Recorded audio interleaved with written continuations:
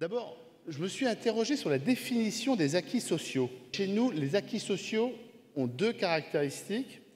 Ils sont intangibles et irréversibles. Intangible, surtout on n'y touche pas. Irréversible, surtout on ne revient pas en arrière. On s'aperçoit que les acquis sociaux, c'est quelque chose de très très flou. Ça comprend beaucoup de choses. On peut y mettre les 35 heures, l'âge de la retraite, l'interdiction ou la limitation du travail des enfants. Le principal coût sur lequel je peux agir, en fait, c'est le coût du travail chez moi. C'est le coût du travail.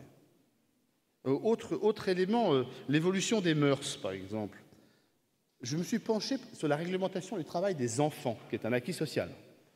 Alors vous savez que les premières réglementations, elles datent de 1840. Il fallait avoir au moins 8 ans dans des entreprises qui comptaient au moins 20 employés. Quand on avait moins de 20 employés, on pouvait travailler à moins de 8 ans. Puis ensuite, c'est monté à 12 ans, puis ensuite, c'est monté à 16 ans. C'est quoi l'âge d'un enfant de nos jours? Est-ce que c'est 16, c'est 18 ans, c'est 20 ans, c'est 22 ans? Est-ce qu'il faut les faire travailler? Pas travailler? Pas sûr. Est-ce qu'on les fait travailler à quel âge, en fait?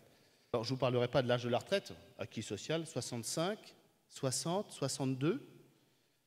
Avec l'allongement de la vie, est-ce que ça a un sens, cet acquis social? Comme me le disait mon homologue de Qatar Airways hier, à propos de la grève que j'ai eu à subir, il m'a dit Monsieur de Juniac, chez nous, c'est juste pas possible, on les aurait tous envoyés en prison.